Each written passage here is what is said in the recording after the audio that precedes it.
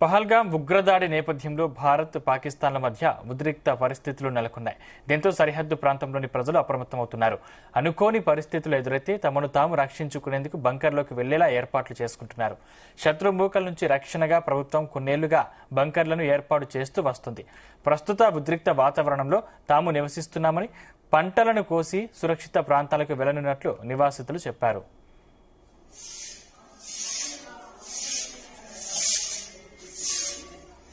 పహల్గామ్ ఉగ్రదాడితో సరిహద్దు ప్రాంతాల్లో మళ్లీ భద్రతాపరమైన ఆందోళన మొదలయ్యాయని స్థానికులు చెబుతున్నారు.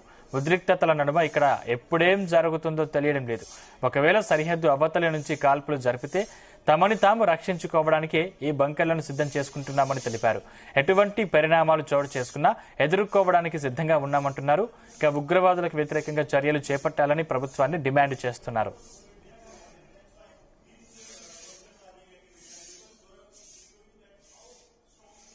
ఘటన జరిగినప్పటి నుంచి మహిళలు బంకర్లను శుభ్రం చేసే పనిలో ఉన్నారు. పురుషులు గోధుమ పంటను కోసే పనిలో లీనమయ్యారు.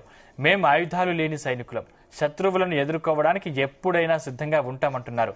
సరిహద్దులోని భారత పౌరులు పాక్ గీత దాటితే గట్టిగా బుద్ధి చెబుతామంటున్నారు.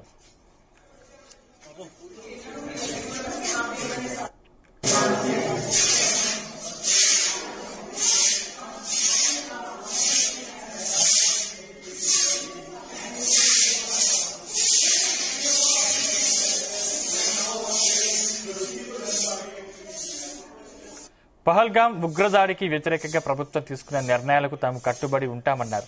సరిహద్దుల్లో అలజడి కొనసాగుతుందని, పాక్ సైన్యం వరుసగా రెండో రోజు కాల్పుల విరమణ ఒప్పందాన్ని ఉల్లంఘించి కవ్వింపులకు పాల్పడిందంటున్నారు.